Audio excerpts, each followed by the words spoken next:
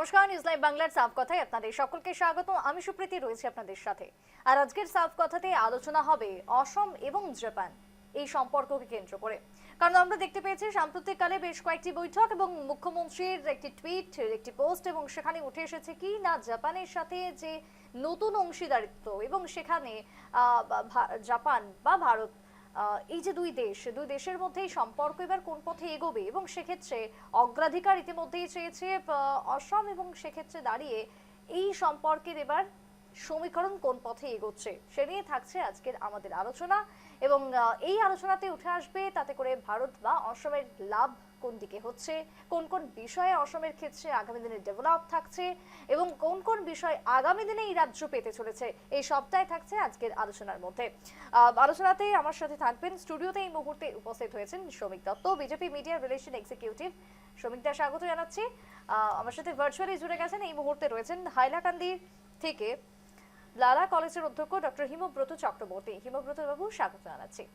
আমার সাথে ভার্চুয়ালি জুড়ে যাবেন আর কিছুক্ষণের মধ্যেই শ্রীভূমি থেকে, যেখানে সিভিপি হায়ার সেকেন্ডারি স্কুলের অধ্যক্ষ দেবাশিস সিনহা, এবং অন্যদিকে এমএসএমই মিনিস্ট্রি থেকে থাকছেন প্রাক্তন রিজিওনাল হেড সুকমল দেব। আমি তাকেও স্বাগত জানাবো। কিছুক্ষণের মধ্যেই ভার্চুয়ালি প্রত্যেকেই কানেক্ট হয়ে যাবেন। তবে এই মুহূর্তে আমি শ্রমিকদাকে দিয়েই শুরু করবো। শ্রমিকদা, এই যে দুটো দেশের সম্পর্ক বা দুটো নতুন অধ্যায় শুরু হতে চলেছে, এবং এর ফলে যেটা আমরা দেখতে পাচ্ছি যে আমরা যেটা আজকে সকাল থেকেই বলছিলাম যে এশিয়ার যে শক্তিশালী একটা অর্থনীতি, তার সাথে ভারতের জড়িত হয়ে যাওয়া সর্বোপরি অসম, একটা উত্তর পূর্বে আমরা দেখতে পাচ্ছি অসমের এই যে যোগসূত্র, সেক্ষেত্রে আগামী দিনে লাভ কি হচ্ছে, কোন কোন ক্ষেত্রে আমরা সুবিধা পেতে চলেছি? দেখেন, বেসিক্যালি যে জাপানের সাথে যেটা আসাম সরকারের যেটা চুক্তি হচ্ছে, এটা অ্যাক্ট ইস্ট পলিসির বেসিস করেই হচ্ছে চুক্তিটা। কারণ সেটা যদি চুক্তি আপনি ধরেন, সেটা শুরু হয়েছে কিন্তু একদম স্টার্টিং শুরু হয়েছিল জিকা কানেকশনস দিয়ে। আচ্ছা, জিকার যদি ফুল ফর্ম হয় যে Japanese international corporation agencies. Zika আমরা জানি কিসে কাজ করে, বেসিক্যালি ওয়াটার রিসোর্স আমাদের ওয়াটার সাপ্লাইজ ম্যানেজমেন্ট গুলো যেটা অ্যাক্রস আসাম যেটা হচ্ছে, এখান থেকে আমাদের কাজের সূত্রপাতটা শুরু হয়। তারপরে 2025 সালে যখন অ্যাডভান্টেজ আসাম 2.0 যখন হয়, তখন জাপান থেকে অলমোস্ট 50 ডেলিগেটস এসেছিলেন, বিজনেস ডেলিগেটস গুলো এসেছিলেন, মিনিস্টার্সটাও ছিলেন। ওখানে একটা আমাদের এমইউ টাইপসের ডিসকাশন হয়, যেখানে সেমিকন্ডাক্টর কাজ ইন্ডাস্ট্রি নিয়ে, যেটা আমাদের অলরেডি সেট আপ করেছে টাটা জাগির রোডে, সেটা নিয়ে আমাদের কথা হয়েছিল। রিনিউয়েবল এনার্জি নিয়ে কথা হয়েছিল, ক্লিন এনার্জি নিয়ে কথা হয়, টেকনোলজি নিয়ে কথা হয়, এবং স্কিল ডেভেলপমেন্ট নিয়ে কথা হয়।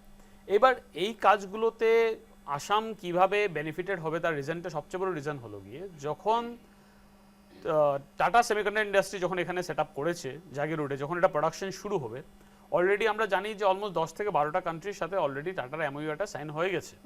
এবার সেখানে আমাদের জাপানও অলরেডি ইনভলভ আছে। এইবার যখন জাপানের পিপলসরা বা বিজনেস এস্টাবলিশমেন্টসরা যখন এখানে এসে যখন কাজ শুরু করবে, টেস্টিং করা শুরু করবে, এখান থেকে যখন নিয়ে যাবে কিনে জিনিসটাকে, বা ওদের যখন অফিস সেট আপ করবে, ওদের একটা লোকাল রিসোর্সের প্রয়োজন আছে। লোকাল রিসোর্সের প্রয়োজনটা কি হবে? এই যে আমাদের আসামের ছেলেমেয়েরা যারা আছে, কারণ গভর্নমেন্ট অলরেডি ইনিশিয়েটিভ নিয়েছে 50,000 ইউথকে স্কিললি ডেভেলপ করার জন্য, যাতে আসাম জাপানিজ যারা মানে এক্সিকিউটিভসরা আসবেন, ওরা যাতে এদের সাথে মিলে একসাথে কাজ করে যেন এই প্রজেক্টটাকে এগিয়ে নিয়ে যেতে পারে। কারণ যদি অনলি লোকাল রিসোর্সেস না থাকলে বাইরে থেকে এসে কেউ কাজ করাটা পসিবল হবে না। তো তার জন্য লোকাল রিসোর্সের জন্যই কিন্তু আসাম সরকার কিন্তু একটা বিশাল ইনিশিয়েটিভ নিয়েছে, 50,000 ইউথ ছেলেমেয়েদেরকে ট্রেনিং করা হবে ল্যাঙ্গুয়েজে, টেকনোলজিক্যালি, প্লাস ওদের স্কিল ডেভেলপমেন্টের উপরে। এই তিনটার উপরে কাজ করানো হবে, এদেরকে ট্রেনিং দেওয়া চলছে। এবং সেই কাজ কি শুরু হয়ে গেছে? হ্যাঁ, ট্রেনিং দেওয়ার কাজ চলছে অলরেডি। বিভিন্ন সেন্টার্স গুলোকে চিহ্নিত করা হয়েছে, বিভিন্ন প্রজেক্ট গভর্নমেন্ট নিয়েছে, বিভিন্ন সংস্থার সাথে অ্যাসোসিয়েট করেছে, যাতে অলমোস্ট ম্যাক্সিমাম ইনভেস্টমেন্টটা কিন্তু যা শেয়ারটা কিন্তু গভর্নমেন্ট কিন্তু নিজের থেকে করবে। ইনিশিয়েটিভে গভর্নমেন্ট স্টুডেন্টসদের হয়তো মিনিমাম একটা পার্সেন্টেজ থাকবে, but 70 to 80% investment should be from the government side. তো এই গভর্নমেন্ট সাইডে যখন হবে, তখন অটোমেটিক্যালি এই ছেলেমেয়েরা যারা আসামের আমাদের নতুন প্রজন্মর ছেলেমেয়েরা আছে, যারা টেকনিক্যালি সাউন্ডস বা ওদেরকে সাউন্ড বানানো হবে, ওরা কিন্তু কর্মরত হবে কিন্তু জাপানিজ ইন্ডাস্ট্রি এস্টাবলিশমেন্টের সাথে। আগামী দিনে প্রজেক্টগুলো আসে, সেক্ষেত্রে আগেই তাদের চান্সেস থাকছে যে যোগদান করার। কারণ দেখেন, লোকাল আমাদের যদি সাপোর্ট না থাকে, তাহলে কিন্তু বাইরের সংস্থা এসে কাজ করতে পারবে না। কারণ জাপানের যদি আপনি দেখেন, ওদের কিন্তু language is a barrier, culture is a barrier. এবার এদের জাপানিজ ল্যাঙ্গুয়েজটা বোঝা কিন্তু এত আমাদের পক্ষে সম্ভব না। তার জন্য কি হচ্ছে, এদেরকে ট্রেনিংও দেওয়া হচ্ছে। ল্যাঙ্গুয়েজের ট্রেনিং দেওয়া হচ্ছে, যেটা গভর্নমেন্ট যেটা বলা হয় সিএম ফ্লাইট প্রজেক্ট। আচ্ছা, তো এই প্রজেক্টের বেসিসে এই 50,000 স্টুডেন্ট যাদেরকে অ্যাসোসিয়েট করা হবে এদেরকে কিন্তু ল্যাঙ্গুয়েজের উপরেও ট্রেনিং দেওয়া হবে, যাতে ওরা যত জাপানিজ ভাষাটা বুঝতে পারে, ওদেরকে যেন ট্রান্সলেট করুক বা ওদেরকে যেন সাপোর্ট সিস্টেম হয়ে ওদের সাথে যেন এই অ্যাসোসিয়েশনটা তৈরি করতে পারে, যাতে যখন জাপানিজ ইন্ডাস্ট্রিয়ালিস্টরা যখন এখানে আসবে ওদের যেন কাজ করতে সুবিধা হয়। কারণ আসাম সরকার বিভিন্ন এস্টাবলিশমেন্ট বা বিভিন্ন চিন্তাভাবনা নিয়ে কিন্তু এই এগুচ্ছে আগামী দিনে। কারণ আপনি আমাদের যেটা লাস্ট গতকালকে যেটা আমাদের সিএম স্যারের যেটা এখানে একটা প্রশ্ন থাকবে শ্রমিকদা, এই যে আমরা গতকালকে যেটা বলতে চাইছিলেন যে টুইটটা দেখলাম বা এর আগে আমরা দেখলাম যে জাপানের প্রধানমন্ত্রীর আসার কথা ছিল, সফরের কথা ছিল, যদিও তার কিছুদিন আগে তার সমস্ত টিম এসেছিল, একটা প্রিলিমিনারি কোনো একটা বৈঠক এখানে হলো। এই যে কেইচির বাসভবন, সেখানে রাষ্ট্রদূতের সাথে চানোইউ তার সেই বৈঠকে অংশ নেওয়া, এই যে পুরো ব্যাপারটাতে উদ্দেশ্য বা লক্ষ্য কি থাকছে, কেন হঠাৎ করে জাপানকে বেছে নেওয়া হলো, কি উদ্দেশ্য নিয়ে এই প্রজেক্ট শুরু হলো? দেখেন একটা জিনিস কি, জাপান সাউথ ইস্ট এশিয়ার মধ্যে one of the strongest country. কারণ চায়না আমরা জানি, বা চায়নার সাথে কিন্তু আমাদের যদি ইকুয়েশনটা দেখেন, ইকুয়েশনটা কি পলিটিক্যাল ইকুয়েশনটা কিন্তু খুব একটা স্টেবল জায়গায় বসছে না। এবং জাপানিজ কিন্তু সবসময় ভারতের সাথে কিন্তু একটা ফ্রেন্ডলি রিলেশন মেনটেন করে গেছে। তো আমরা যদি সবাই চাইবে যে প্রথম কিন্তু সাপোর্টটা বন্ধুদের সাথে কাছেই আমরা পাই। আপনি যদি নর্মাল ভাবে ভাষায় দেখেন, আপনি কিন্তু সাহায্যের জন্য বা সাপোর্ট যখন আপনি চান বা একটা কোলাবোরেশন করতে যান, আপনি কিন্তু আপনার বন্ধুকেই খুঁজবেন প্রথম, অন্য কেউ খোঁজার আগে। তো Japan always a friendly relation maintain করেছে ভারতবর্ষের সাথে।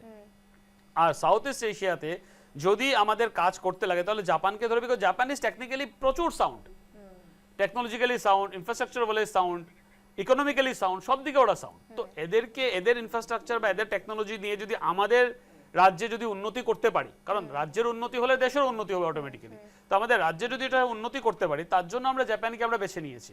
এবার সাউথ ইস্ট এশিয়াতে ঢুকতে গেলে কিন্তু আসাম হয়েই ঢুকতে লাগবে।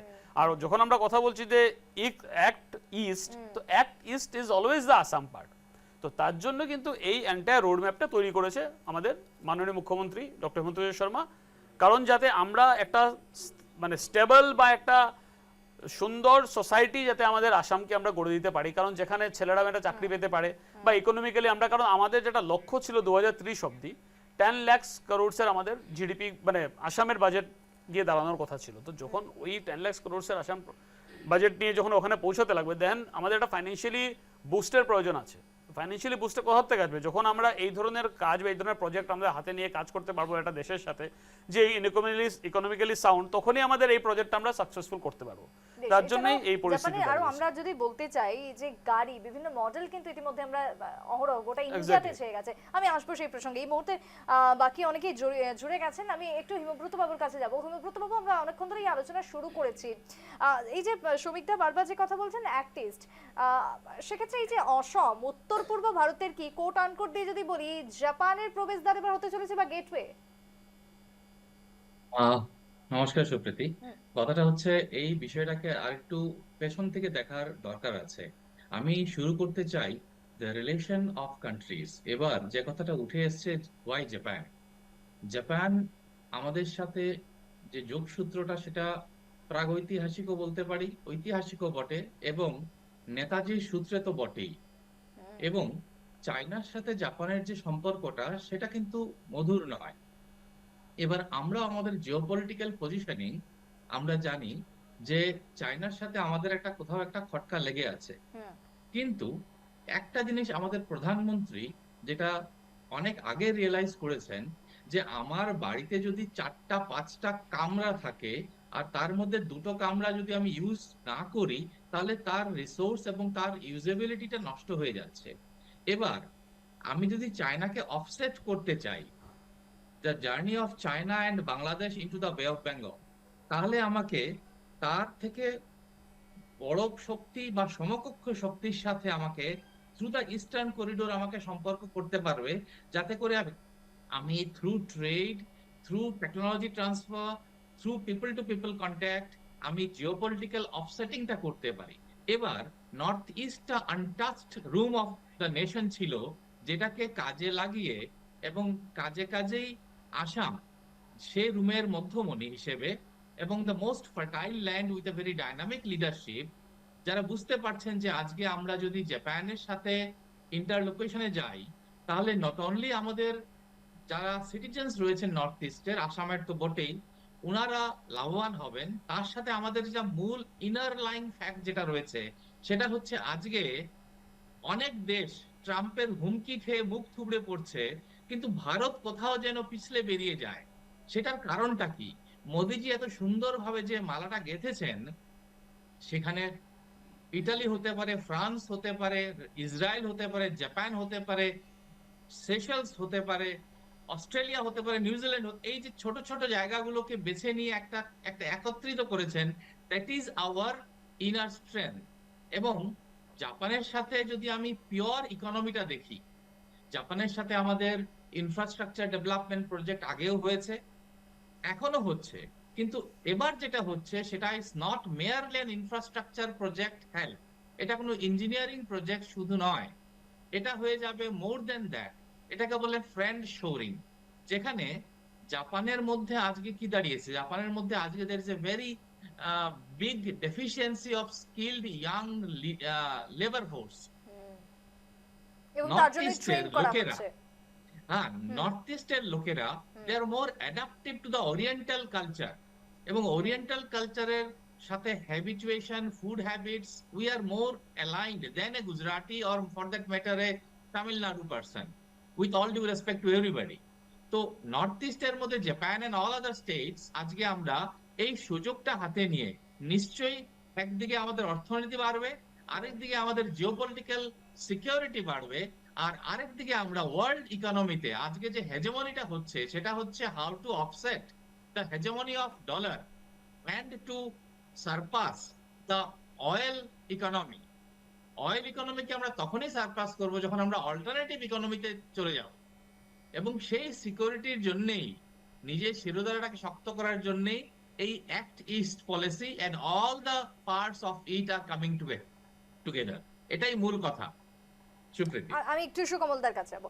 সুকমল বাবু, এই যে আজকের দিনে দাঁড়িয়ে জাপান এবং অসম নতুন একটা অর্থনীতির দিক, একটা নতুন অধ্যায়, নতুন রাস্তা খুলতে চলেছে, সেদিকে দাঁড়িয়ে যে ছোট ক্ষুদ্র মাঝারি যে সমস্ত এমএসএমই গুলো রয়েছে, আপনি যেহেতু সেই সেক্টর থেকে বিলং করেন, সেক্ষেত্রে কতটা ডেভেলপ হবে, কোন ক্ষেত্রে লাভ হচ্ছে এমএসএমইর বিষয়?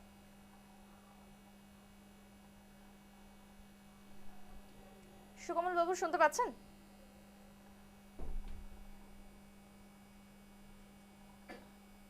সুকমল বাবুর হয়তো কোনোভাবে ডিসকানেক্টেড হয়ে গেছেন। আমি একটু দেবাশিস বাবুর কাছে যাব। দেবাশিস বাবু শুনতে পাচ্ছেন?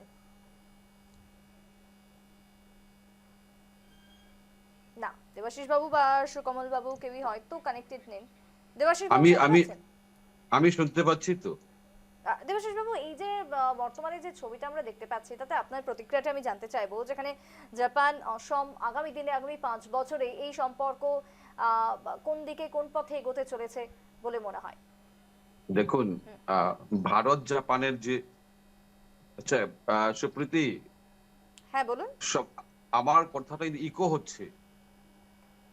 আমি আমি একটু পিসিআর কে বলবো সমস্যাটা দেখতে, তবে আপনি বলুন, আপনার কথা আমরা শুনতে পাচ্ছি। আচ্ছা, হুম।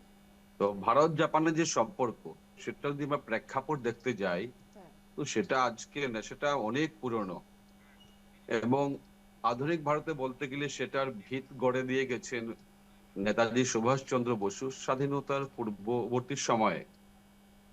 তারপরে দ্বিতীয় বিশ্বযুদ্ধ পরবর্তী সময়কালে আমরা দেখেছি ভারতবর্ষ সবসময় নেপালের সাথে একটা কৌশলগত বন্ধুত্বপূর্ণ সম্পর্ক বজায় করে রেখে এসেছে, এবং তারই সুফল আমরা পাচ্ছি এখন। একটু আগে শ্রমিক বাবু যেটা বলেছেন, যে ভারত সরকারের অ্যাক্ট ইস্ট পলিসি, এর মূলে যেহেতু আসাম, এবং আসামের মধ্য দিয়ে যাতে জাপান অব্দি একটা প্যান ইস্ট এশিয়ান একটা ধারণা, যদি কনসেপ্ট তৈরি করা যায়, তারই অঙ্গ হিসেবে আমরা পেয়েছি জাপানের সহযোগিতায় বুলেট ট্রেন আমাদের ভারতবর্ষে আসছে। এবং সেমিকন্ডাক্টর যে ব্যাপারটা হচ্ছে, সেটা আজকের যুগে যেখানে সবকিছুতেই প্রযুক্তি এবং কৌশলগত দিক দিয়ে আমরা প্রযুক্তির সাহায্য নিচ্ছি, এবং প্রতিটা ক্ষেত্রে আপনার এই সরঞ্জামটা কাজে লাগছে, এবং সেটা একটা সাধারণ কেমিক্যাল দিয়ে তৈরি করে বিশ্বের বাজারে পৌঁছে যাওয়া এবং বিশ্বের সবাইকে ব্যবহার করতে দেওয়া, তার মধ্যে যে সম্ভাবনা লুকিয়ে রয়েছে, সেটা বুঝতে পেরেই ভারত সরকারের আগ্রহে এবং আমাদের মুখ্যমন্ত্রী সম্মানিত ডক্টর হিমন্ত বিশ্ব শর্মা মহাশয়ের আগ্রহে আমরা জাগি রোডে পেয়েছি সেমিকন্ডাক্টরটা। এটা অনতি ভবিষ্যতে শুধু আসাম নয়, পুরো উত্তর পূর্ব ভারত এবং পরবর্তীতে সমগ্র ভারতের বাজার তথা গ্লোবাল মার্কেটে আমরা একটা বড় অংশীদারিত্ব পাবো বলে আমি আশা করি, বিশ্বাস রাখি। আমি একটু আবারও সুকমল বাবুর কাছে যেতে চাইবো। সুকমল বাবু শুনতে পাচ্ছেন? বেশ, যে আলোচনা আমাদের চলছে, একদিকে যখন আমাদের অ্যাক্ট ইস্ট পলিসি থেকে শুরু হলো এই আলোচনা, এর পাশাপাশি জাপান হচ্ছে, আমরা সকলেই জানি যে বিশ্বের একেবারে অটোমোবাইলের ক্ষেত্রে প্রত্যেকেই জানি, এবং একটা বিশাল বড় জায়গা তাদের রয়েছে। এবং আমরা যে ভারতবর্ষের বুকে শ্রমিক দায়ী যে যত গাড়ি যা যা চলছে, যে নামগুলোই বলবো সেগুলোই তো জাপানি, টয়োটা রয়েছে, সুজুকি রয়েছে, নেক্সাস রয়েছে। এই ক্ষেত্রেও তাহলে অটোমোবাইলের ক্ষেত্রেও কি আগামী দিনে কিছু আসতে চলেছে? দেখেন, অলরেডি আমাদের ভারতবর্ষে সবচেয়ে বড় মার্কেট যদি দেখেন পার্সোনাল কার্সের মার্কেট কিন্তু মারুতি সুজুকি হোল্ড করছে অলমোস্ট। আমি যদি নট রং, আমি ঠিক ডাটাটা বলতে পারছি না, but around 50 to 60% market share কিন্তু ওদের। তার মানে কোথায় দাঁড়াচ্ছে, যে টেকনোলজিক্যালি খালি ওরা সাউন্ড না, ওরা আমাদের দেশের পরিস্থিতি বা লোকজনের যে ইকোনমিক্যাল স্ট্রাকচার বুঝে কিন্তু গাড়িগুলোকে তৈরি করা হচ্ছে। কারণ ইঞ্জিন ওয়াইজ বলেন, ইঞ্জিন মারুতি সুজুকির ইঞ্জিনগুলো আমরা জানি কতটুকু রিফাইন্ড ইঞ্জিনগুলো থাকে। ডেফিনেটলি অন্য অন্য কোম্পানিজ ইঞ্জিনগুলো রিফাইন্ড থাকে, কিন্তু এদের ইঞ্জিনটা রিফাইন্ড থাকে, সঙ্গে হয় ইকোনমিক্যাল থাকে। তো এই যে ব্যালেন্সটা, এই ব্যালেন্সটা কিন্তু টেকনোলজির সাথেই কিন্তু আসতে পারে যদি টেকনোলজি ওই ধরনের ডেভেলপ প্রোডাক্ট করতে। কারণ আমরা জানি জাপান টেকনিক্যালি প্রচন্ড সাউন্ড, তো ওরা টেকনিক্যালি সাউন্ড সঙ্গে economically they give the best services. তার জন্য আপনি যদি মারুতির কারগুলো যদি দেখেন, এটা কিন্তু মিডল ক্লাস ফ্যামিলির জন্য কিন্তু বেস্ট সাপোর্ট অ্যান্ড সার্ভিসের জন্য এই গাড়িগুলো কিন্তু ইউজ হয়। তার জন্য কিন্তু প্রোডাক্টস কিন্তু খারাপ প্রোডাক্ট না, খুবই ভালো প্রোডাক্ট থাকে মারুতির গাড়িগুলো। প্লাস আমাদের ইকোনমিক্যালি একটা সাস্টেবল থাকে, যাতে আমাদের মিডল ক্লাস ফ্যামিলিজ আমরা ইউজ করতে পারি। তো এই ধরনের যে কম্বিনেশন যেটা জাপান ইউজ করে, সেই কম্বিনেশনটা কিন্তু অনেক দেশে কিন্তু ইউজ করাটা পসিবল হয় না, বিকজ টেকনোলজির সাথে কিন্তু কস্টও ইনভলভ থাকে। যত হাই টেকনোলজি ইনভলভ হবে অটোমেটিক্যালি কস্টটাও কিন্তু ডাবল হয়ে যাবে। কিন্তু জাপান এমন একটা কান্ট্রি যেখানে টেকনোলজি প্লাস কস্ট দুটোকে কিন্তু ব্যালেন্স করে মেনটেন করতে পারে। তার জন্য এটা আরেকটা রিজন যে যেখানে আমরা চাইছি যে জাপানের সাথে আমাদের টেকনিক্যালি আমরা যাতে টেকনোলজিক্যাল যেটা মানে ডিস্ট্রিবিউশন বা কোলাবোরেশন যেটা হবে, টেকনোলজি কোলাবোরেশন, সেটা যেন আসামের সাথে আরো উন্নতি করতে পারি আমরা, আরো যেন আমরা এনহ্যান্স করতে পারি, যাতে আমাদের ইউথ বা ইয়ং জেনারেশনস যারা আছে, যারা টেকনিক্যালি নিয়ে সাউন্ড আছে বা সেটা নিয়ে ওরা কাজ করতে চাইছে, ওখানে যাতে টেকনোলজিক্যালি আমরা আপলিফট করতে পারি। কারণ আজকের দুনিয়াটাই হলো আইটি এন্ড টেকনোলজিক্যাল ইন্ডাস্ট্রি, তো তার জন্য এই সাপোর্টটা প্রয়োজন। আগামী যে প্রজন্ম রয়েছে যারা আজকে শিখছে জাপানের ল্যাঙ্গুয়েজ বা যাবতীয় কিছু, তারা হয়তো এই সমস্ত বিষয়গুলো যদি আসে তাহলে হয়তো অনেকটা ইন্টারেস্টেড হবে। হ্যাঁ, ডেফিনেটলি ইন্টারেস্টেড হবে। কারণ দেখেন, ইন্টারেস্টেড না হওয়ার তো কোনো রিজন নেই। কারণ আপনি যখন খালি জাপান যদি এই প্রজেক্টটা খালি ল্যাঙ্গুয়েজ শেখায় কিন্তু আটকাচ্ছে না। আপনি যদি দেখতে চান, যারা 50,000 যে স্কিল লেবার্স নিয়ে যারা গভর্নমেন্ট অফ আসাম কথা বলছে, ওদেরকে কর্মরত তো হবে হয়তো বা আসামে, প্লাস যারা এখানে আসামে হয়তো বা কর্মরত হতে পারছে, ওদেরকে কিন্তু জাপানেও পাঠানো হবে, যেখানে nursing industry, food industry, technological industry, software ইন্ডাস্ট্রিতে ওরা কাজ পেতে পারে, যেখানে 5 বছরের ওদের ভিসাগুলো ফ্রি থাকবে, আচ্ছা, উইথ হাই পেড স্যালারিজ। তো এই ধরনের যে রোড ম্যাপ তৈরি করা হয়েছে, সেটাও কিন্তু এটা খুবই অ্যাট্রাকটিভ জিনিস। তার মানে শুধুমাত্র রাজ্যে যে কর্মসংস্থানের সুযোগ থাকছে তেমনটা নয়, তারা রাজ্য থেকে শিখে জাপানে গিয়েও কাজ করতে পারছে। এক্স্যাক্টলি 5 বছরের জন্য ওদেরকে ভিসা ফ্রি দেওয়া হবে, সেটা একটা গভর্নমেন্ট এটা পরিকল্পনা করেছে। তো এই ধরনের যে টেকনোলজিক্যাল যে শিফটিংটা হবে, যেটা বা ওদের এখান থেকে এখানে এসে ওরা ছেলেমেয়েরা কাজ করবে, ওদের কাছ থেকে আমরা শিখতে পারবো, আমাদের ছেলেমেয়েরা ওখানে যাবে ওখান থেকে ওরা শিখতে পারবে, ঘুরে এসে এখানে এই টেকনোলজিগুলোকে কাজে লাগাতে পারবে। তো ওভারঅল যে মানে যে মানচিত্রটা তৈরি হচ্ছে, সেটা কিন্তু আসামের জন্য এবং ভারতবর্ষের জন্য কিন্তু খুবই সাকসেসফুল মডেল হয়ে দাঁড়াবে আগামী দিনে। না মানে দুই দেশের যৌথভাবে একটা গ্রোথ আমরা দেখতেই পাচ্ছি, এবং তার সাথে এই যে টেকনিক্যাল এবং তার সাথে অর্থনীতি দুটোকে সামনে রেখে বা কোলাবোরেশন করে তারা এই প্রজেক্ট শুরু করেছে। যে পাইলট প্রজেক্টের কথা আপনি বলছেন, সেটা কিন্তু শিল্প এবং তার সাথে রয়েছে পরিবেশ বান্ধব, এটা এই প্রজেক্টটাও কিন্তু আমরা রয়েছে। কারণ পরিচ্ছন্ন তেল বা গ্রিন এনার্জির কথা, আমি একটু সুকমল বাবুর কাছে যাব। সুকমল বাবু, অনেকক্ষণ ধরে আলোচনা চলছে, আপনি শুনতে পাচ্ছেন? আমি শুনেছি, অনেকটাই শুনতে পাচ্ছি। আচ্ছা সুকমল বাবু, এই যে এমএসএমই গুলোতে, ক্ষুদ্র মাঝারি এমএসএমই গুলিতে ঠিক কি সুবিধা হতে চলেছে বা হবে বলে মনে হয় আপনার? দেখুন, সবচেয়ে প্রথম কথা হলো আমাদের জাপান এবং ভারতবর্ষের যে অর্থনৈতিক ভিত্তি বা কাঠামো, এটার উপরে আমাদেরকে একটু বুঝতে হবে। ভারতবর্ষ বা ইন স্পেসিফিক আসাম হচ্ছে একটা এগ্রিগ্রিয়ান স্টেট। আমাদের এগ্রিকালচারের উপরে আমরা অনেকটাই বেশি নির্ভরশীল। Around 80% of the population still in the rural areas. জাপানের ব্যাপারটা, ওরা সার্ভিস সেক্টরে অনেক বেশি এগিয়ে আছে। আমরা এক্সপোর্ট যতটুকু করছি তার চেয়ে অনেক বেশি ইম্পোর্ট করতে হচ্ছে আমাদেরকে। 85% অফ দ্য ক্রুড ওয়েল বা আমাদেরকে নিতে হচ্ছে বাইরে থেকে। জাপানের ব্যাপারটা কিন্তু, Japan is doing more export than import. তো সুতরাং জাপানের আমাদেরকে মাইক্রো স্মল মিডিয়াম এন্টারপ্রাইজ, ক্ষুদ্র শিল্পে যখন আমাদেরকে ওনারা সাহায্য করবে, সবচেয়ে প্রথম আমার মনে হয় আমাদের যেটার উপরে ভিত্তি করতে হবে যে জাপান থেকে আমরা কি শিখতে পারি। ছোট ছোট উদ্যোগগুলো আমরা এমনভাবে কি করতে পারি যেগুলো আপনার আমাদের যে ইম্পোর্ট বেসড ইকোনমি, সেখান থেকে আমরা এক্সপোর্ট বেসড ইকোনমি, জাপান মডেলকে আমরা অনুসরণ করে যদি আমরা আগে বেরোতে পারি, that will be very very important step for the state of Assam for the socio-economic or economic development. ক্ষুদ্র মাঝারি ধরনের শিল্প, অতি ক্ষুদ্র শিল্প যেগুলো গ্রামে হবে, সেখানেও জাপানের যে ছোট ছোট টেকনোলজিগুলো আছে, এই টেকনোলজিগুলো যদি জাপান গভর্নমেন্ট, জাপান কান্ট্রি যদি আমাদেরকে সাহায্য করে, আমাদের যে ট্রেডিশনাল টাইপ অফ প্রোডাকশন আছে ওখান থেকে যদি আমরা বেরিয়ে আসতে পারি। তারপর ইলেকট্রনিক সেক্টরের উপরে আমরা কথা বলছি। সাউথ ইস্ট এশিয়া জোনের পাশাপাশি রয়েছে আসাম বা নর্থ ইস্ট রিজিয়ন, ওখানে আমাদের বড় প্রজেক্ট হতে চলেছে। জাপান আইটি সেক্টরে অনেক বেশি এগিয়ে আছে, ওনাদের সাহায্য আমাদেরকে হেল্প করবে। আমি মোট কথায় বলতে চাই যে ক্ষুদ্র মাঝারি ধরনের শিল্প যেগুলো, সেগুলোর মধ্যে নবীকরণ আনতে হবে, ইনোভেশন আনতে হবে, এবং ওর এই ব্যাপারে আমরা যত বেশি জাপানের পদ্ধতিগুলোকে নিতে পারি, জাপানের সঙ্গে যত বেশি আমরা কোলাবোরেশন করতে পারি, সেটাই আমাদের জন্য মঙ্গলজনক হবে, আসামের জন্য বা গোটা নর্থ ইস্টের জন্য। বেশ, আমাদের শুধু এগ্রিকালচারের উপরে বেস করলে হবে না, এগ্রিকালচার থেকে আমাদেরকে ভ্যালু এডিশনের ইন্ডাস্ট্রির দিকে যেতে হবে। এই কাজগুলো আমাদেরকে করতেই হবে। জাপান যেরকম সার্ভিস সেক্টরে এগিয়ে আছে, 70% অফ দেয়ার জিডিপি, 70% জিডিপি হচ্ছে ওদের সার্ভিস সেক্টর থেকে আসছে।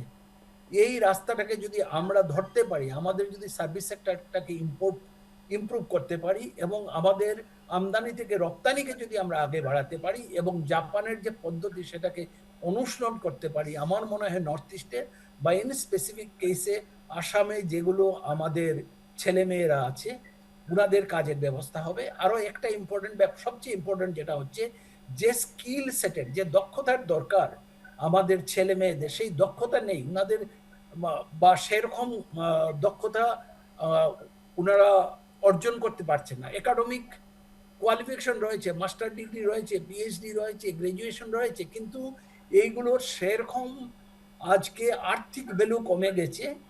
আমাদের হাতে জানা কাজ, কৌশল এবং দক্ষতার প্রয়োজন। আমি ভাবি যে জাপান যখন আমাদের সঙ্গে কোলাবোরেশন করছে, আমাদের মাননীয় মুখ্যমন্ত্রীর মিটিং হয়েছে এবং একটা বড় ধরনের সম্পর্ক এগিয়ে আছে ভারতবর্ষের সঙ্গে, এবং সেই হিসেবে আসামও একটা সুযোগ নেবে। আমার মনে হয় ওখানে আমাদেরকে দেখতে হবে যে আমরা কিভাবে আমাদের স্কিল সেক্টরকে ইমপ্রুভ করতে পারি, কিভাবে আমরা ইম্পোর্ট থেকে এক্সপোর্টের দিকে যেতে পারি, কিভাবে আমাদের সার্ভিস সেক্টরকে ইমপ্রুভ করতে পারি, ইলেকট্রনিক্স এবং আইটি সেক্টর এটাকে আমরা কিভাবে ইমপ্রুভ করতে পারি with the help of Japan. এবং এইগুলোকে বেস করে, এগ্রিকালচার প্রোডাক্টকে বেস করে আমরা গ্রামে গ্রামে 26,000 প্লাস ভিলেজ আমাদের আসামে রয়েছে, ওখানে আমরা গ্রামে গ্রামে কিভাবে ক্ষুদ্র, মাঝারি এবং অতি ক্ষুদ্র এবং বিশেষ করে ওমেন লিড এন্টারপ্রাইজেস আমরা কিভাবে সেট আপ করতে পারি। আমাদের জাপান থেকে শেখার অনেক কিছু আছে। ভাষার ব্যাপারে কথা হচ্ছিল, সেটাও আমাদের এমপ্লয়মেন্টের জন্য অনেক অপরচুনিটি দেবে। আমি আশা রাখছি যে জাপানের সঙ্গে যে কোলাবোরেশন আসামের হতে চলেছে বা ভারতবর্ষের হতে চলেছে, যদি আমরা সুনির্দিষ্ট পথে এগোতে পারি তাহলে নিশ্চয়ই আমাদের স্টেটের অর্থনৈতিক উন্নতি ঘটবে। ধন্যবাদ। বেশ, আমরা একটা ছোট্ট বিরতির সময় হয়ে গেছে, আমি আবারও ফিরে আসবো এই আলোচনার মধ্যে, সঙ্গেই থাকুন। এবং এই মুহূর্তে যে বিষয় নিয়ে আমাদের আলোচনা হচ্ছে যে এই দুইয়ের মধ্যে ভারসাম্য কিভাবে রক্ষা হবে জাপান এবং তার সাথে ভারত বা অসম। আমরা অসমকে এই ক্ষেত্রে তুলে ধরবো, কারণ অসমের মুখ্যমন্ত্রী এই যে প্রজেক্ট শুরু করেছেন, যেভাবে এই উদ্যোগকে এগিয়ে নিয়ে গেছেন, সেক্ষেত্রে আগামী দিনে যে একটা বিরাট বড় রাজ্যে তার সুফল পেতে চলেছে সেটা বলার বাহুল্য। এই মুহূর্তে আলোচনা থেকেও সেগুলো উঠে আসছে। আমি আবারও যাবো একটু হিমব্রত বাবুর কাছে যাবো। হিমব্রত বাবু, এই যে আমরা যখন জ্বালানি নিয়েও কথা বলছি, একদিকে ফুয়েল রয়েছে, তার সাথে গ্রিন এনার্জি রয়েছে, অর্থাৎ জাপান ব্যালেন্স করে সমস্ত কিছুকে যেভাবে এগিয়ে নিয়ে যাচ্ছে, সেই ভারসাম্যটা এবার অসমের বুকে কিভাবে আসতে চলেছে, যদি গ্রিন এনার্জির কথা বলি এবং তার সাথে পরিচ্ছন্ন জ্বালানির কথাও বলি। এটা একটা ভেরি পার্টিনেন্ট কোশ্চেন, কারণ এখানে আমরা একটা জিনিস দেখতে পাচ্ছি যে ভারতের কাছে we have the number, we have land, আমাদের কাছে প্রচুর জায়গা রয়েছে, প্রচুর the number, we have a great number. কিন্তু জাপানের কাছে টেকনোলজি আছে। এবার পৃথিবী এগোচ্ছে গ্রিন এনার্জির দিকে, কারণ আমাদের যেটাকে বলে হাইড্রোকার্বন থেকে সরে আসতে হবে। আজকে একটা কথা আমাদের মাথায় রাখতে হবে যে ইংরেজিতে একটা লাইন আছে, a waste is a misplaced resource. এই যে আমরা প্রতি শীতে দেখতে পাই যে এই ধানের ফার্লি বা পোয়াল জ্বালাচ্ছে, জ্বালিয়ে ধোঁয়া হয়ে যাচ্ছে, বা আমাদের অসমে আমাদের যে প্রতি শীতে গাছের প্রুনিং করা হয় চা গাছের, সে অনেক জৈব সার বেরোয়। আমাদের দেশে এত বেশি জায়গা আছে যে ন্যাচারাল যেটাকে বলে হার, যেটা এমনিতে নষ্ট হয়ে যাচ্ছে, সেটা প্রচুর পরিমাণে রয়েছে। এই সবকিছুই কিন্তু জৈবজাত সার বা তার থেকে আমরা অর্গানিক ফিউয়েল তৈরি করতে পারি, কারণ এগুলো সব ফার্মেন্ট হতে পারে। এবার হাই এন্ড টেকনোলজি যদি মার্জ হয় হাই ভলিউমের সাথে, যেটা ভারতে রয়েছে, তাহলে জাপান আর ভারতের মধ্যে একটা উইন উইন সিচুয়েশন তৈরি হচ্ছে, যেখানে একদিকে আমরা আমাদের যেগুলো এতদিন আমরা কাজে লাগাতাম না, সেই দ্রব্যগুলো, সেই জৈবিক পদার্থগুলোকে আমরা কনভার্ট করতে পারবো into green energy, which is maybe ethanol, যেটা আজকে দাঁড়িয়ে সুজুকির মতন কোম্পানি আজকে 100% ইথানলের একটি গাড়ি লঞ্চ করেছে। এবং ভবিষ্যতে, অর্থাৎ যদি আমরা আজকে থেকে 500-700 বছরের চিন্তা করি, তাহলে কিন্তু আমাদের হাতে জ্বালানি তেল যেটা খনিজ সেটা থাকছে না, আমাদের পুরোটাই হয়তো বৈদ্যুতিক বা অর্গানিক দ্যাট ইজ বায়োফিউয়েলের উপরে নির্ভর হতে হবে, বা ইভেন হয়তো আমাদের যেটাকে বলে ইউরেনিয়াম বেসড বা ওগুলোতে যেতে হবে। তাই জাপানের টেকনোলজিটাকে আমরা নিয়ে, আসাম তো নিশ্চয়ই নিয়ে, আমাদের কাছে থাকা ন্যাচারাল রিসোর্স গুলোকে আমরা কনভার্ট যদি করতে পারি, এবং নিশ্চয়ই সেটা পারবো, কারণ it is a marriage between technology and population, between the land and the skill. তাহলে যখন স্কিল আর লেবার একসাথে কাজ করবে, রিসোর্স রয়েছে, জায়গা রয়েছে, এটা থেকে বেনিফিটেড আমাদের দেশ হবে, আসাম তো নিশ্চয়ই হবে, এবং তখন আমরা এখান থেকে এক্সপোর্ট করতে পারবো। অর্থাৎ যেটা দাঁড়াচ্ছে, উই ক্যান বি, ভারত একটা অর্গানিক অয়েল অর্থাৎ বায়োফিউয়েলের একটা বিশেষ এক্সপোর্টার হতে পারে। আমাদের কাছে এত বেশি অর্গানিক দ্রব্য রয়েছে যেটাকে আমরা কনভার্ট, শুধু তো আখ গাছ নয়, যে কোনো কিছু থেকেই আমাদের বায়োফিউয়েল করতে পারি, সেই যে ওটাকে ফার্মেন্ট করার কথা। এবার we can become a country যেটা মোর মাউথ থেকে মোর এক্সপোর্ট, অর্থাৎ আমরা খাই বেশি তাই আনি বেশি। কিন্তু একটা দিন আসবে যখন ভারতবর্ষের মানুষ তার পার ক্যাপিটা ইনটেক থেকে হয়তো পার ক্যাপিটা এক্সপোর্টের দিকে এগিয়ে যাবে, মানে যেটা কিছুক্ষণ আগে সুকমল বাবু বলছিলেন যে আমরা ইম্পোর্ট করছি, এক্সপোর্টটা আমরা ইম্পোর্ট তো আমরা করব, কারণ ব্যাপারটা হচ্ছে আমাদের অফসেট করতে হবে, সব দেশে সবকিছু থাকে না, আমরা সেই জিনিসটা আনবো যেটা আমাদের দরকার, কিন্তু তার সাথে আমাদের যেটা ইনেট স্ট্রেংথ রয়েছে সেটাকে আমরা ক্যাপিটালাইজ করতে পারছি না, আমাদের সেটা ওয়েস্টেজ হয়ে যাচ্ছে। এই যে এত সুপারি গাছ রয়েছে, এত নারকেল গাছ রয়েছে, নারকেলের পাতা রয়েছে, নারকেলের খোল রয়েছে, সুপারির খোল রয়েছে, এই জিনিসগুলোকে আমরা যদি ঠিক মতন ইকোনমিক এক্সপ্লয়েট করতে পারি, তাহলে এই এমএসএমই এর কথা আসছে, স্মল মিডিয়াম ইন্ডাস্ট্রির কথা আসছে, আমি বড় কথাগুলো ছেড়েই দিলাম, সেই আপনার যেটা মাইক্রোচিপ হোক বা হাই টেকনোলজি হাই এন্ড গাড়ি হোক, সেগুলো তো থাকবেই। বাট প্রতিটা ইন্ডিভিজুয়ালকে আমরা যখন এম্পাওয়ার করে দেব, তার কাছে থাকা তার নিজস্ব যে রিসোর্স, সেটাকে যখন আমরা মনিটাইজ করে দেব, তখন that person becomes an exporter, and when every individual is exporter, the country is exporter major. এই কাজটা আমাদের করতে হবে। আমরা এতদিন কৃষিভিত্তিক কনজিউমার দেশ ছিলাম, আমাদের মেন্টালিটিটা চেঞ্জ হবে from a consumer economy to a exporter economy, বা to a growing economy, growth ইকোনমিতে নিতে হবে। এই ব্যাপারটাই হয়তো জাপান আমাদের আসামে এবং আমাদের দেশে এবং ইস্টার্ন ব্লকে একটা ক্যাটালিস্টের কাজ করবে, যেখানে স্কিল এবং লেবার এবং টেকনোলজিক্যালি অ্যাওয়্যার লেবার সেটাকে করে দেবে। হ্যাঁ সুপ্রীতি। বেশ, আমি একটু দেবাশিস বাবুর কাছে যাবো। দেবাশিস বাবু, আমরা জাপান থেকে অনেক কিছু পাবো, অনেক কিছু পেতে পারি আজকে আলোচনা থেকে আমরা যেটা বুঝতে পারছি, কিন্তু এই যে জাপানেরও যে সমানভাবে আগ্রহটা রয়েছে আমাদের সাথে কোলাবোরেট করার, জাপানের ক্ষেত্রে আকৃষ্ট হওয়ার সব থেকে প্রধান কারণ কি দেখছেন অসমের বুকে? শুনুন, এক্ষেত্রে দুটো কথা জানতে হবে। যারা জাপানের বিষয়ে একটু পড়াশোনা করেন তারা জানেন দেশটা টেকনোলজিক্যালি অত্যন্ত ডেভেলপড, এটা তো অনস্বীকার্য। কিন্তু জাপানের এখনকার সবচাইতে বড় সমস্যাটা হচ্ছে ওদের পপুলেশনটা কিন্তু এজিং পপুলেশন, মানে কর্মক্ষম লোকের সংখ্যা কিন্তু কমছে ধীরে ধীরে। আর কর্মক্ষম লোকের সংখ্যা কমছে আর বয়স্করা বেড়ে যাচ্ছেন সংখ্যায়, এটা সবচাইতে বড় সমস্যা জাপানের। এবং এক্ষেত্রে আসাম একটা নির্ণায়ক ভূমিকা নিতে পারে। এই যে জাপান এবং আসামের মধ্যে কোলাবোরেশন হচ্ছে, এখানে আমরা দিবে আর নিবে, মিলাবে মিলিবের মতো, আমরা যে রবীন্দ্রনাথ ঠাকুরের লাইনটার মতো যদি আমরা করি, জাপান টেকনোলজি দিয়ে আমাদের ছেলে মেয়েদেরকে প্রস্তুত করে দেব, এবং সেই প্রস্তুত হওয়া ছেলে মেয়েগুলো জাপানের যে আগামী দিনে যে বিপদ আসছে, যেটা সেই বিপদের সময় এরাই গিয়ে জাপানের ঢাল হয়ে দাঁড়াতে পারে। তো এই যে জাপানের প্রাপ্তিটা এখানে, ও এসে আজকে আমাদেরকে ভাষা শেখাচ্ছে এবং অন্যান্য টেকনিক্যাল সাইড গুলোতে আমাদের এক্সপার্টাইজ দিয়ে যাবে, এবং এই অ্যাকোয়ার্ড নলেজ এবং স্কিল নিয়ে আমাদের ছেলেগুলো পরবর্তীতে জাপানের এইচআরডির কাজ করবে।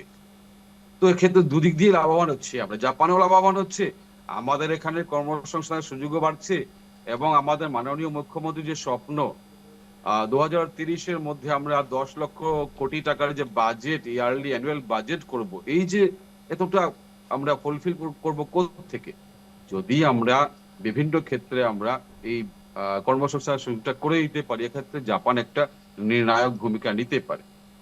আর 2 নম্বর কথা হচ্ছে, আমাদের মুখ্যমন্ত্রী শুধু যে স্বপ্ন দেখেন তা নয়, এবং স্বপ্নটাকে বাস্তবায়ন করতে জানেন বলেই কেন্দ্রীয় সরকার যখন সেমিকন্ডাক্টরের প্রপোজালটা এনেছিল, অন্যান্য রাজ্যকে বাদ দিয়ে কিন্তু গুজরাটের পরে কেবলমাত্র অসম পেয়েছে। কেন এত আস্থা? কারণ উনি তার স্বপ্ন এবং তার কার্যপ্রণালী দিয়ে দেখিয়ে দিয়েছেন যে তাকে করে করানো যায়। এবং সবচেয়ে ভালো কথাটা হলো, এই গ্রিন প্রজেক্ট, সেমিকন্ডাক্টর প্রজেক্টটাকে বাস্তবায়ন করার জন্য আমরা কোনো অতিরিক্ত জমি নিইনি। আমাদের হিন্দুস্তান পেপার কর্পোরেশনের জাগি রোডের যে ইউনিটটা ছিল, সেই পরিত্যক্ত জায়গাটাকে বেছে নেওয়া হয়েছে। এত ভালো কমিউনিকেশন এখানে, গুয়াহাটি থেকে মাত্র 50 কিলোমিটার দূরে, এখানে প্রায় গুয়াহাটি বলা যায়। তো পুরো নর্থ ইস্টের যে আমরা আমাদের যে ইউথটা আছে, তারা ওখানে কাজ করার সুযোগ পাচ্ছে, সবার জন্য উন্মুক্ত দ্বার। তো এই জন্যই এই লোকেশনটা এত ভালো হয়েছে, সেটা সবাইকে একটা সুযোগ দিয়ে দিচ্ছে শেখার এবং নিজেকে গড়ে তুলবার।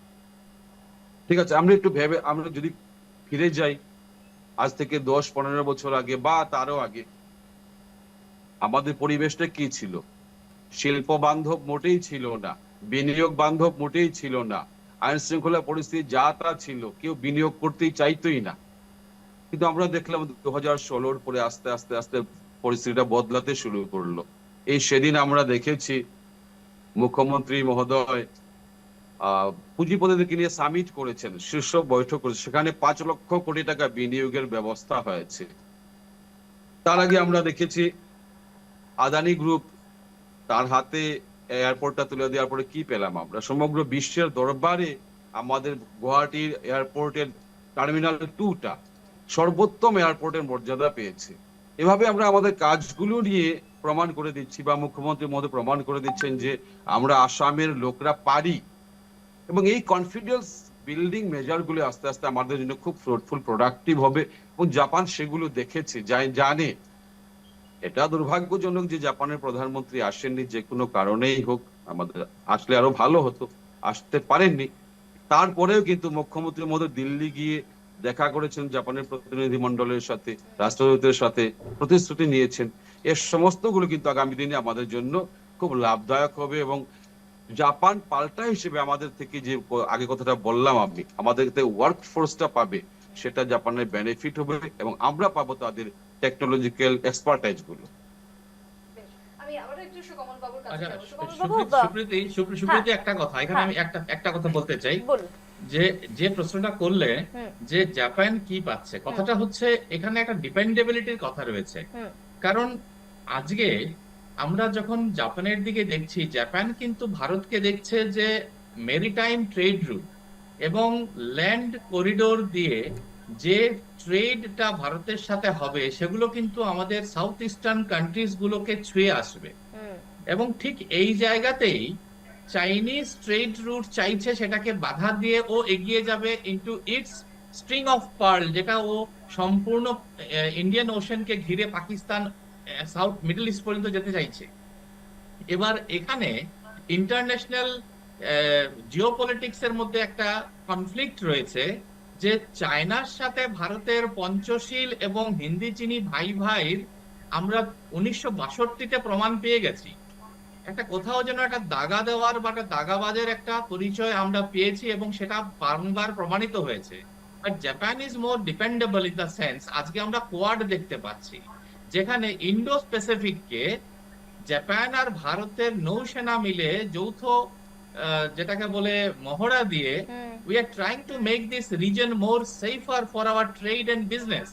এবং এই কাজটাকে আমরা তখনই আরো দৃঢ় করতে পারি যখন আমরা people to people, through industry and trade, through skill work, আমরা জিনিসটাকে যখন আরো এগিয়ে নিতে পারবো।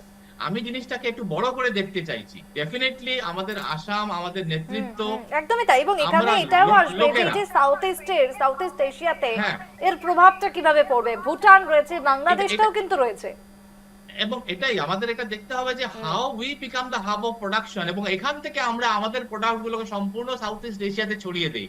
আমরা ক্রিয়েটার হব, স্কিল ওখান থেকে আসবে, আমরা এক্সচেঞ্জ করব আমাদের লেবার, এবং তাতে করে গিয়ে আমাদের ইন্টারন্যাশনাল ইমেজ এবং ইন্টারন্যাশনাল স্ট্যান্ডিং যেটা, সেটা ভালো হবে। আমি সেটাই মনে করি।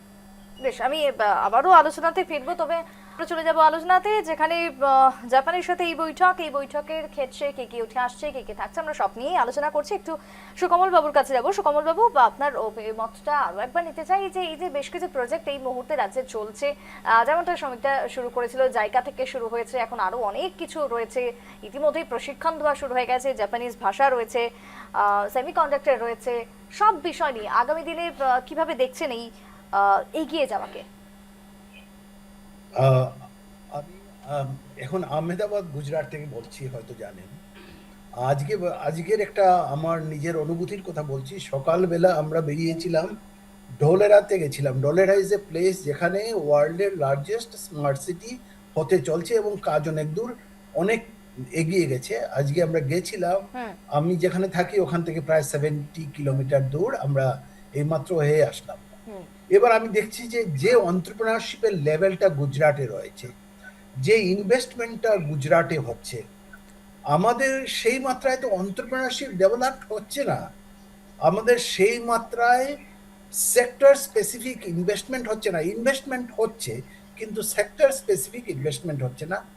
যেহেতু আমি মাইক্রো, স্মল এবং মিডিয়াম এন্টারপ্রাইজের জন্য কাজ করে গেছি বা করছি সারা জীবন, আমি বলবো বা আমার একটা অনুরোধ থাকবে যে আমরা এন্টারপ্রেনারশিপ কিভাবে নর্থ ইস্টে গ্রো করাতে পারি, যাতে আমাদের জাপানের সাথে হোক বা যে কোনো কান্ট্রির সাথে আমাদের যে কোলাবোরেশন গুলো হচ্ছে, সেটার আমরা বেশি বেনিফিট নিতে পারি।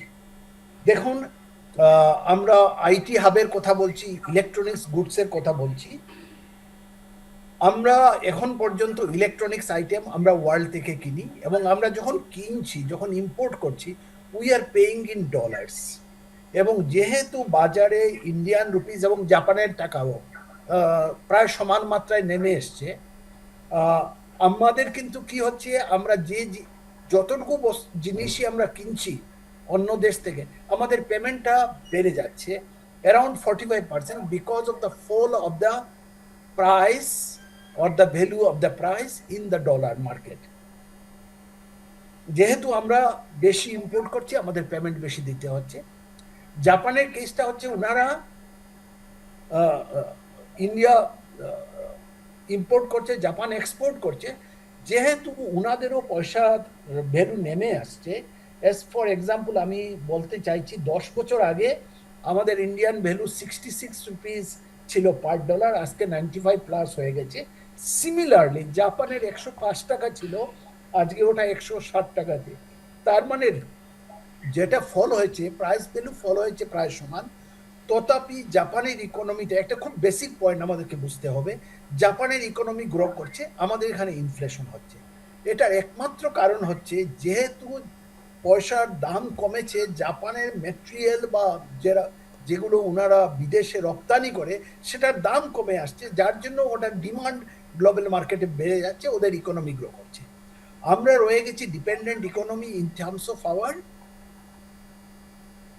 bringing the material from the other country, doing the imports. আমি বলবো আমাদের জাপানের সাথে কোলাবোরেশন হয়েছে, আইটি সেক্টরে কাজ হবে। আমরা সাউথ ইস্ট এশিয়াতে আমাদের নাইবারিং কান্ট্রিজগুলোতে there is a good market for the IT sector. আমরা যদি জাপানের সঙ্গে কোলাবোরেশন করে ওনাদের থেকে ইনভেস্টমেন্ট নিয়ে, ওনাদের থেকে টেকনোলজি নিয়ে এন্টারপ্রেনারশিপকে কিভাবে ডেভেলপ করা যায় সে ব্যাপারে ওনাদের যে এফিসিয়েন্সি রয়েছে, এক্সপার্টিস রয়েছে, এটাকে আমরা যদি ব্যবহার করে আমরা এই সেক্টরকে ইমপ্রুভ করতে পারি, আমার মনে হয় আসামের জন্য খুব ভালো একটা কাজ হতে পারে এবং হয়তোবা হতে চলছে। আমি আশা রাখবো যে এই সেক্টরটার উপরে গুরুত্ব দেওয়া হোক।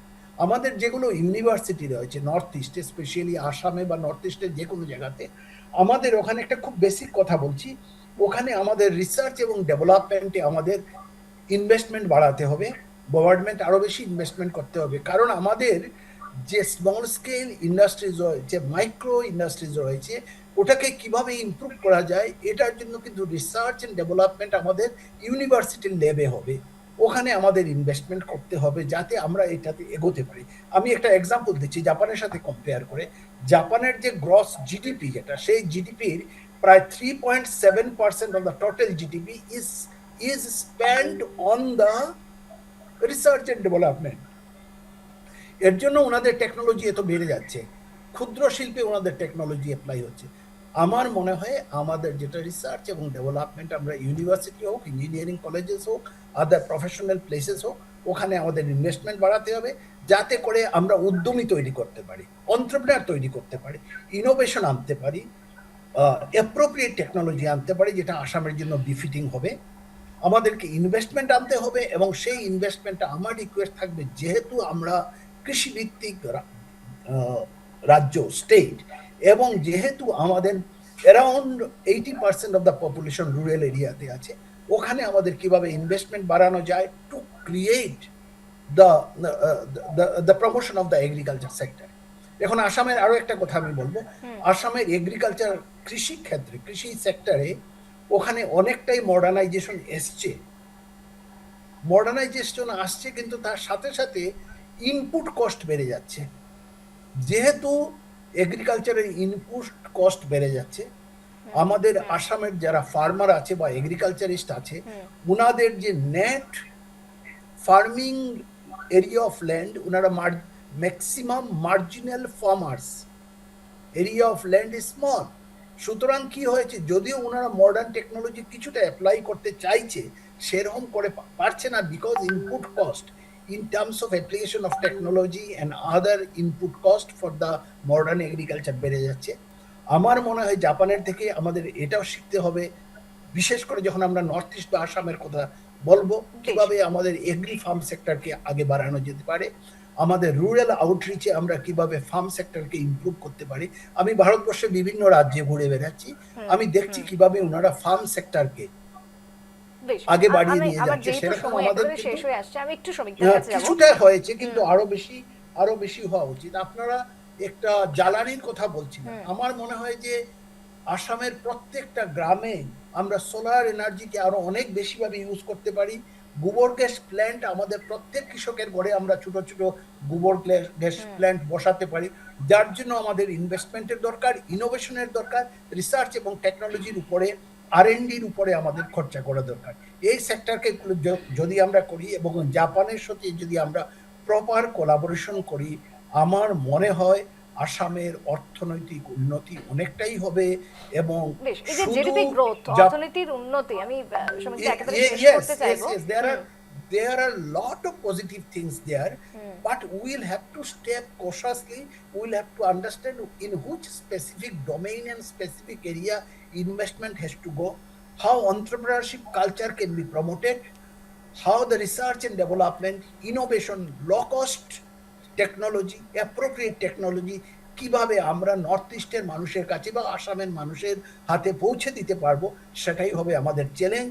কারণ আনএমপ্লয়মেন্ট বাড়ছে, সরকার সবাইকে বেশ, চাকরি আমি দিতে একটু পারবে না, থামাবো সেটা শ্রমিকদা। সম্ভব এই যে না। জিডিপি গ্রোথ আমি আমাদের- একেবারে শেষ করবো এটা নিয়ে, যে কিভাবে হতে পারে আগামী দিনে, কি ভাবে সেটাকে এই করবো, একেবারে ছোট্ট করে। দেখেন জিডিপি গ্রোথের যেসব সেক্টরস গুলো আছে, কারণ আমরা অলরেডি আগেও এটা নিয়ে আমরা কথা বলেছিলাম যে আমাদের যে টার্গেট আমরা সেট করেছি 2030 এর মধ্যে, যে 10 লক্ষ কোটি টাকার বাজেট হবে আসামের, তার জন্য যেসব সেগমেন্টস এর কাজ হচ্ছিল, আজকে বিভিন্ন কর্মসংস্থান, বিভিন্ন অর্গানাইজেশনের সাথে আমাদের যে ইন্ডাস্ট্রিয়াল ডেভেলপমেন্টে যেসব কাজগুলো হয়েছে বা ইকোনমিক্যাল সেক্টরে এগুলো কাজগুলো হয়েছে, আজকে অলরেডি জাপানের সাথে কাজ তো আমাদের কোলাবোরেশন চলছে, প্লাস আমাদের যে লোকাল ইন্ডাস্ট্রিয়ালিস্ট যারা আছে, যারা ভারতবর্ষের যারা ইন্ডাস্ট্রি যারা আমাদের সাথে যুক্ত হয়ে কাজ করতে চাইছে, বিভিন্ন সেক্টরে আমাদের কিন্তু এই কাজগুলো ডেভেলপমেন্টের কাজ হয়েছে।